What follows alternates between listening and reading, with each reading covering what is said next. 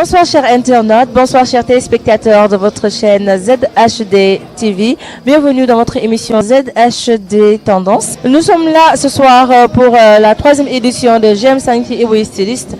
Alors, tey dañuy yegg si fii pour wan leen mode autrement. Yegg si cool aussi jël quelques interviews ak des personnalités et tout. Alors comme ni ngeen ko tàmm gisee ZHD Tendance du bàyyi dara day dugg si fépp. du leen wan leneen ak leneen ba ngeen kontaan seen émission. balaa ñuy dugg ci biir dama jàdd xool travail bi ñu commencé di def fii et je trouve que c'est très bien fait, c'est bien organisé. ko waaj bu baax ak doole. waaw def ci lu bëri. ne booy bu am jom la. booy bu nangoo liggéey la. waaw en tout cas daal ci kaw ca kanam loolu laa xam. question loolu Ibou. alors sëñ bi tur bi naka la. bon je me nomme Mouhamed laa tudd bokk ci staff yor wàllu sécurité staff GM Sañse. sécurité bi lan la pare parce que tey ba kii na de macha allah ah. waaw loolu lañ bëggoon sécurité bi du bàyyi benn filtre incha allah nañ def suñu liggéey nu mu waree nañ ko jaar ci yoon quoi incha allah bu neexee suñu borom ko loolu am benn problème quoi. ñaata nga jaay man li ma jaay bëri na de parce que boo gisee nii sama loxo bi instant yi fees na. man xawaa laa tudd waaw. waaw ci hôtel si lañ bokk jàppale Ibou. Vente de tickets en même temps ouais.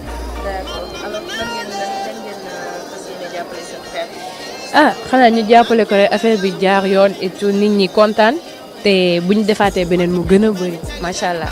soxna si tur bi naka la. Astou laa tudd Ndoye. da nga ñëw en tant que invité Ibou wala beneen styliste. waaw damaa ñëw en tant que invité ndax sama mag MD Fashion moo mu fi indi waaw ñëw rek pour jàppale ko ci bés bi. nan nga gisee 3e édition bi. macha allah affaire yi neex na te dara xewagul moo tax Ibou moom lu mu woote rek day neex an ci MD Fashion fii daa nan na neex. yow tamit def nga ba mu baax de fashion nga tendance nga ba léegi ñu ngi fi place du souvenir dama doon doxantu nii rek ba for ko moom mi ngi ni borom bés bi moo waral bés bi tey du ma ko présenté dama leen di bàyyi mu présenté boppam benn question kese laa koy laaj lan naag tey après ma bàyyi la nga dem xam naa ne yaakaar da nga di bi gars yi ñu ngi lay xaar. asalaamaaleykum téléspectateurs yi mbokku internet yi maa ngi siyaar yi ñëpp ku ma xamee man lay Ibou Styliste avec la marque GM Sañse ba nga gisee fu ma taxaw nii sama ginnaaw GM Sañse moo ko wër mooy marque bi moo waral bis mooy 3e édition du ma nar nag du ma wax lu bëri tungalu teew ñuy nataal incha allah indi naa collection boo xamante ne soxna si alwee loxo machine jaaru fa lu doy war laa ne wax daal di leen jox kanam si kanam toujours si kanam incha allah. d'accord kon ma bàyyi ko mu dem parce que dafa xaw a yàkkamti parce que jaam yee ko soxla ñoom ñëpp tey moom moo leen tax a jóg donc sans plus tarder ñu doxantu ci biir gis nañu hôtesse yi gis nañu jaaykatu ticket yi gis nañu président staff bi alors on a même eu à parler avec Ibou de GM Sañse alors on va faire un petit tour à l'intérieur essayer de voir les invités du VIP comme ni ma leen ko waxee woon sànq ñu ngi ci biir coulisses yi alors ZHD Tendance moom partout lay dugg alors maa ngi taxaw ak benn mannequin mi ngi tudd Ama Sall alors Ama tey da nga ñëw pour défiler wala. ouais je suis venu pour défiler pour la marque Jem Sañse donc voilà. 3e édition bi noo ko gisee.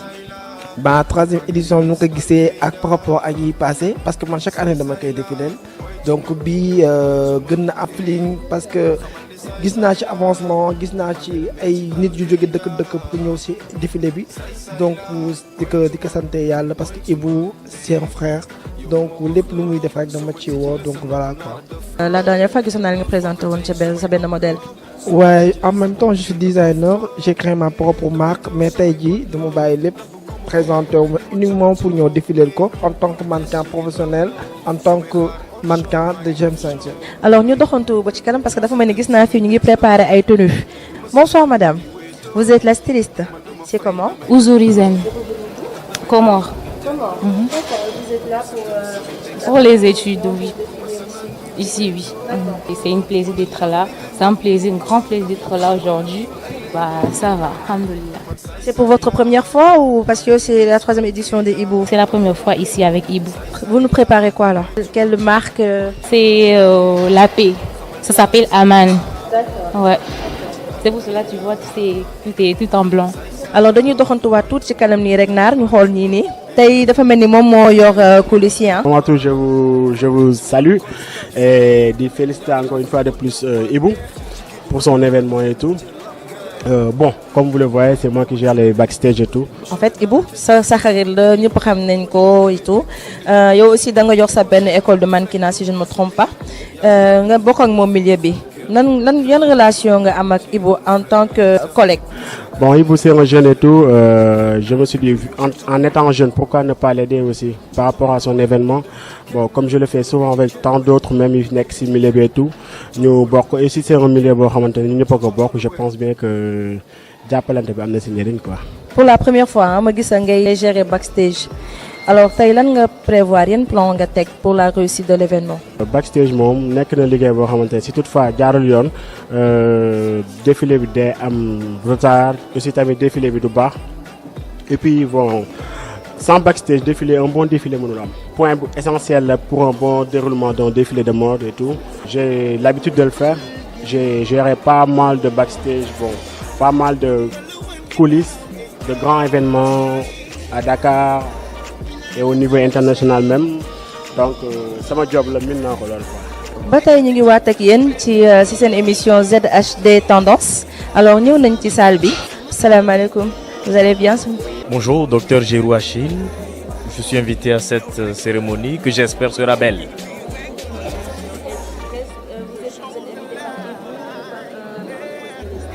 J'ai été invité par une styliste qui s'appelle Zayn. Oui. Oui, c'est ma première fois. Merci. Mais j'espère qu'il s'agira d'une cérémonie assez belle en couleur, mais surtout qui va révéler des talents africains. On a participé à beaucoup d'événements ailleurs, en Europe surtout, mais généralement ce sont les Africains qui animent. Nous voulons que tout ce talent soit manifesté également chez nous ici en Afrique et donc montrer au monde que nous avons tout chez nous, quoi. Voilà. Merci beaucoup monsieur et bonne soirée. Alors ba tey ñu ngi ci seen émission ZHD Tendance alors ñu doxantu ndànk ñu xool jongoma yu jekk yu toog nii ñu xool seen taxawaay tey ci soirée bi. Ibrahima suñu rakk la suñu xarit la suñu lépp la am jom nangoo liggéey rek a tax ñu teewal ko ci bés bi tey waaw ñu ngi koy gërëm di ko sant di rafetlu di ko naan mu góorgóorlu la incha allah dina baax merci beaucoup jërëjëf. Bonsoir madame. Vous allez bien? Bien, merci vous. Vous êtes là pour l'invitation de Ibou par Ibou ou bien vous êtes venu pour notre styliste? Rien. Je suis venue pour découvrir, oui. Je viens du Cameroun. Oui, mais je suis là pour étudier, donc voilà. C'est pour votre première fois? Exactement. Alors ci biir doxantu bi tase nag sama benn xarit mais du ma leen ko présenter dama leen di bàyyi mu présenter boppam. salaamaaleykum siyaar nañ leen. waaw man la Aba copain Ibou ba ñuy nekk booy tamit waaw sonaloon naa ko trop mais ba ñu màggee tamit xam nga rek waaw léppam laa quoi mais tamit tey jii nii daa am loo xam ne dafa nekk suñu xol te après xam naa lépp dina leer te après dinañ wax lépp barki Cheikh Khadim Ibou dafa nekk booy boo xam ne dafa ma bëgg te yàlla tax barki yonente bi te lii ma sol si kaw ba suuf moo ko sañse si dërëm sama dërëm tegu si te am na loo xam ne tamit bu la ko nit defaree danga koy naw Ibou daf ma jàpp maa ngi moom du ñu ay xarit de ay doom nday nañ mais yàlla baax na bàyyi ñu dugg si biir ndànk def doxantu yaa ma gën a xam après daal. Merci beaucoup. Toujours avec ZHD Tendance avec la complicité toujours de mon ami et frère Boynar alors ñu doxantuwaat ba ci kanam tuuti.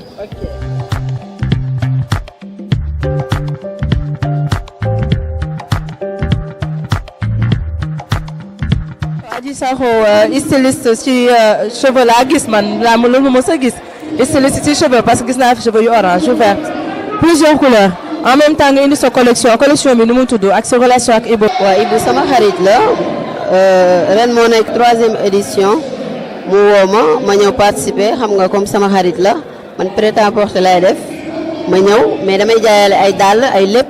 cheveux yi tamit nu mu demee. non cheveux yi sama benn xarit moo koy jaay. merci beaucoup alors ñu continuer waat ci yeneen styliste. ñu ci daal di waajal defar mannequin yi bu ko defee bu ñu wàccee rek daal di sol seen tenue mu daal di yànji.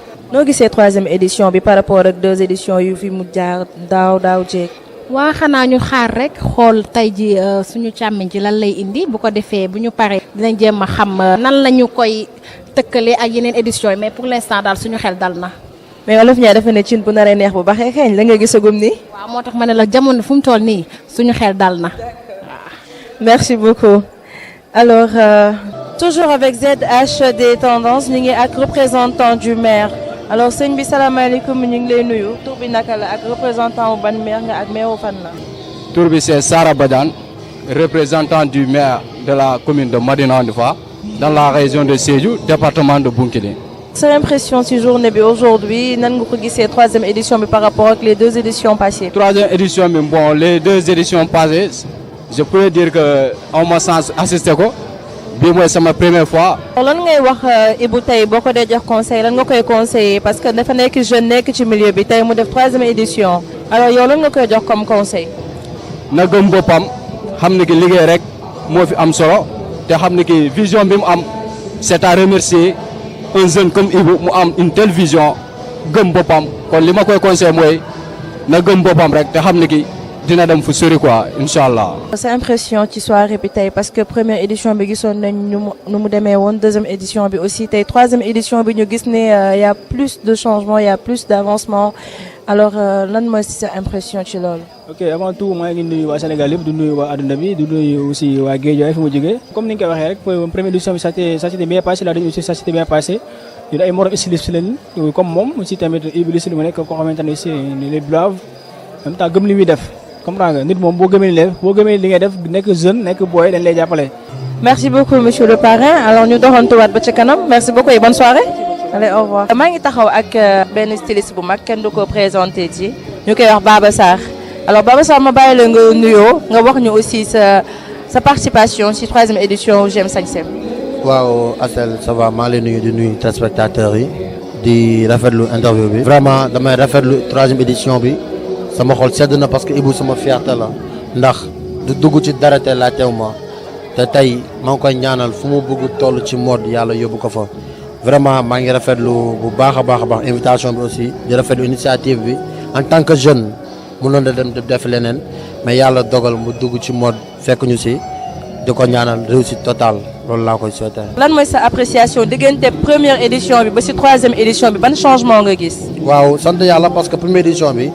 gis nga fi ñu ko defee woon ak tey ñëw nañ ba Place du Souvenir ñaan nañ yàlla mu dem ba Grand Théâtre loolu moom xam naa ni am na vision bi te gëm na ko xam naa ni yàlla dina ko defal vraiment ñu ngi gis avancement bu baax a baax te kontaan naa vraiment su ma gisee un jeune bu mel nii boo xamante ne dafa engagé wu ba reyante ba tey mu toll fi mu toll vraiment loolu sama fierté la kontaan naa vraiment. en tant que collègue wala ami wala frère lan ngay gën a ñaax Ibou ci liggéeyam. waaw li may wax rek mooy. fu mu teg tànkam bu mu ko teggi te en plus milieu bi dafa bëri ay risques xam nga di ko wax mu góorgóorlu rek xam li ko tax a jóg xam fan la teg bëtam xam nga ba pare haute vision boo xamante ni da koy gëm ni war na mën yàgg fii comme ñun ak keneen ba pare am ay repères yu baax yoo xamante ni dina la permettre nga mën a avancer loolu moom laa koy conseiller chaque jour di ko wax ni na góorgóorlu rek bu mu teggi tànkam ci lii te bu ko dara yóbbu aussi tam loolu rek laa koy conseillé. merci beaucoup Baba Sarr ZHD Tendance mu ngi lay remercier merci beaucoup alors ñu dem doxantu seetiwaat beneen personnalité parce que tey ay personnalité rek ñoo fi tasee. ñu ngi woon si suñu doxantu bi ma taseek un grand monsieur ñëpp xam ko ci milieu mode ñëpp xam ko ci milieu audiovisuel ñëpp xam ko aussi ci milieu télévisuel comme on dit alors du ma leen ko présenter moom mooy leen présenter boppam c'est un grand PDG nag dafa bëri affaire nag fas leen seen kanam. merci beaucoup Nandi merci voilà de m'avoir interrogé sur ci événement bi ñu tase tey muy le grand événement de Ibou Styliste def naa ne première édition yàgg na lool ñu nag moom la woon deuxième édition ñëw daaw au mois de décembre ñu nag moom la encore tey aussi ñu nag moom la encore ma ñëw fekk fi vraiment pas mal de célébrités pas mal de personnalités dans le monde du stylisme. mais yow xanaa bokkoo ci personnalité parce que présenté woo sa bopp c'est comment ak yow lan nga diriger ak lan nga fi def tey. Voilà, man avant tout je suis plus qu'une personnalité, je suis une humanité. Voilà, donc je me présente Dame Lam comme actuel président directeur général de Sunset événementiel, en même temps aussi animateur à la Trade FM. Ouais, damay kontaan ci waa ZHD TV pour cette voilà petite interview. Di kontaan encore une fois Nandi. ñoo la gën a kontaan ñun ñii doxantu ba far la mais ñu gis ne première édition bi yow ak Ibou la woon deuxième édition bi mu nekkaat yéen alors troisième édition bi ñu gis changement est-ce que mun nga ñu wax ban changement nga gis est-ce que changement bi positif na est-ce que kontaan nga ci et puis lan nga gis ne tey jii buñ ko defoon ci événement yi dinañu jox yeneen vision. ok bon foofu avant tout damay am impression de satisfaction bi ma ñëwee gis bâche yi avec tous les décors les logos yi ci dolleekuwaat yëpp ñëw gis logo Sunset gis logo King FM bu DJ Cool qui est actuellement le présentateur gis logo ZHD TV voilà donc gis pas mal d'autres sponsors ak télé yu ci dolleeku ak agence de com loolu defe naa ne surplus la il a beaucoup bossé il a travaillé dur pour arriver à ce niveau. tout comme aussi may nuyuwaale de passage les stylistes yi ma fekk moo xam muy Baba Sarr des stylistes ak Paco ñoom laa xam ak moom ci benn entourage donc defe naa ne même cercle la il a bossé en tout cas c'est tout ce que j'ai à lui dire changement bi ma gis nag lépp surplus la voilà donc defoon nañ ko premier événement defe naa tropique la woon il y a 2 ans l'année dernière ñu demoon RFC Maris defe naa yaa ko présenté ñu jugee fa ñëw fii tey cette année à la place du souvenir defe naa ne kon lii changé na. donc gis nañu aussi vraiment yokkute bu baax a baax. merci beaucoup le PDG Sunset moom la ñu àndaloon muy Dame Lam. Paco ma di la bàyyi nga nuyoog ñi seetaan. bonsoir à tout le monde yéen ñi ñooy bàyyi xel di ma seetaan ci site internet bi di leen wax bëgg naa ñëpp di kontaan ci ñëpp di nuyu ñëpp aussi. alors Paco sa teewaay bi tey da nga ñëw pour défiler wala da nga ñëw juste en tant que invité. non dama ñëw tey en tant que frère en tant que jume. en tant que collègue de travail aussi di bés bu rëy boo xam ni je pense que chaque année dañ koy def muy anniversaire u GM Sañse sama jume sama frère xam ne mooy DG bi di Ibou Islis woon ci te moom fu mu ñu woo dañ ci sawar a ñëw dañ ciy ñëw en tant que frère en tant que jume en tant que ami en tant que collègue de travail aussi. alors est-ce que tey jii gis nga sa bopp ci programme bi est-ce que tu visionnes dans le futur de travailler avec Ibou en tant que collaborateur. waaw bien sûr puisque tàmm nañ di ko faral maak moom di def nañ ko du benn du ñaari yoon et je pense que loolu day continuer te bagage yi day gën a bëri day gën a yaatu incha allah parce que je pense que ku xam Ibou xam Paco te je pense que ku xam Paco aussi nga xam Ibou fu Paco nekk Ibou ngi fa. kon je pense que am na fu ma nekk am na fu ma toll ci moom tamit am na tubaab fu mu toll ci man le fait que mu yëkkati def ma compagnie de ce journée et je pense que maak moom weesu nañu stade boobu quoi ñu ngi ci beneen stade quoi. merci beaucoup Paco de Taro Afrique. alors ñu continuer suñu doxantu xam naa ZHD tendance tey dafa bëri ay gan ndax 3e édition bi du lu yomb donc Ibou dafa invité partout un peu partout dans Sénégal sànq gis nañu fi waa Kaolack gis nañu fi waa Casamance et tout alors suñu système bi jógee ba Thiès ñëw pour honorer la soirée de Ibou salaamaaleykum soxna si tur bi. maaleykum salaam Bintu. jógee ba Thiès. waaw styliste wala. styliste. d'accord sa relation ak Ibou. waaw Ibou man ak moom dañoo yàgg wax dëgg yàlla nit ku baax la moom ma jaral ko muy déplacé wu Dakar di ñëw Thiès di ma seet si et tout du ñëw Thiès te ñëw sama kër nit ku baax la wax dëgg yàlla di ma conseillé donte moom ma jiitu ci milieu bi tuuti nit ku baax la nit ku ñàkk ki ñaan tamit moo tax ma déplacé wu ci jigéen heure bi jóge ba Thiès ñëw fii di taxaw ci bésam. déplacé nga ñëw ba Thiès comme ni ñu naan lu ko jar ko jar est-ce que 3e édition bi gis nga ci sa bopp est-ce que gis nga ni yow war nga mën a défiler ak Ibou bien que yow styliste nga comme moom.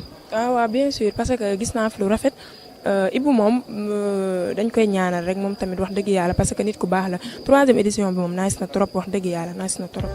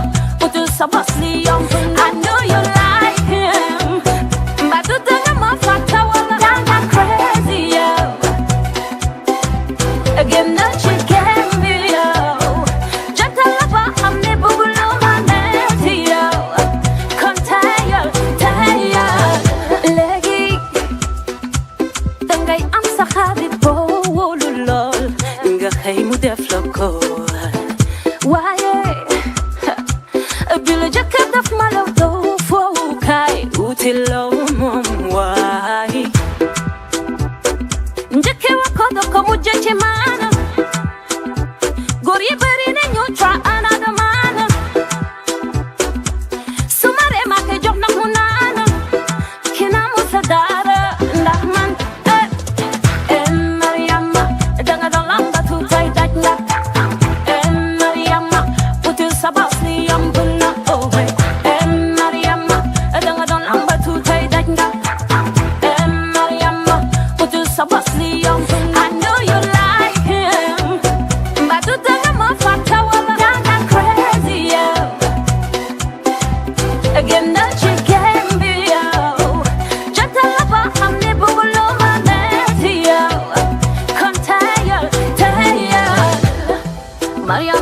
hanga. Hollywood gurbi wanama. Say photo you dirty, message you sexy, appel you natty. Chunenga hanga, boda nandi tarauma. Na palace above, mala don't turn to them chikuti. Njeke wakodo komuje chimana. Guri bari ne nyutra another man. Sumare mate jokna munana. Kina musadara ndahman.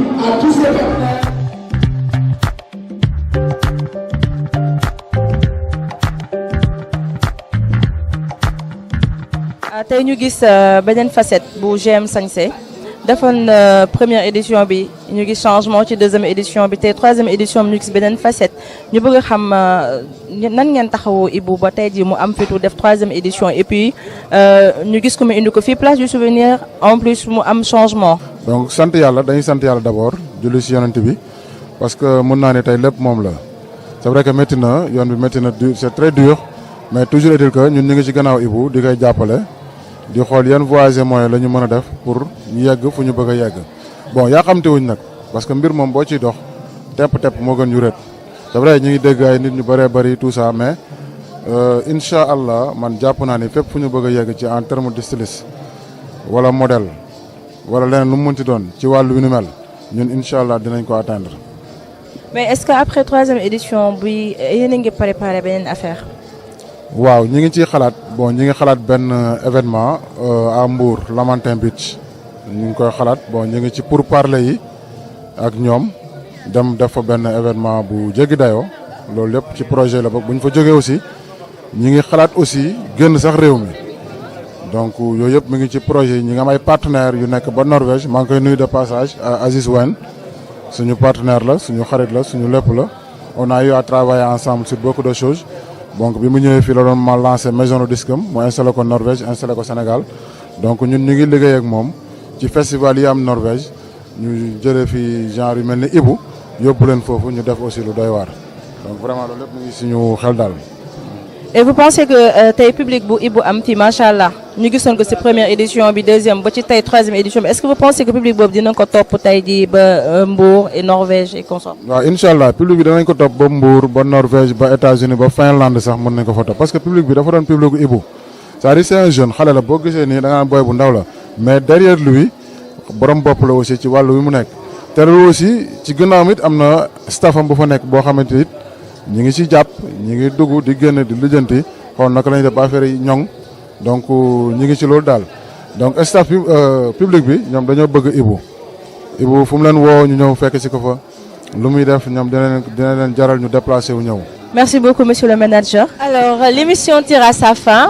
ZHD Tendance, jeexal nañu mais duma leen bàyyi noonu dama lay wax yow styliste bi yow modéliste bi yow coiffeuse bi ba ci maquilleuse bi ah xaar ma maa ngi ñëw. man Didi maa ngi ñëw seet si la ñu def tendance doxantu ci marché yi dem xool tendance yu bees yi xool accessoires yu bees yi et tout donc tey ñoo nekkoon fii si à la place du souvenir pour 3e édition GM5C de Ibou styliste. Alors je vous donne rendez-vous avec la complicité de mon ami et frère Boynar. Merci beaucoup.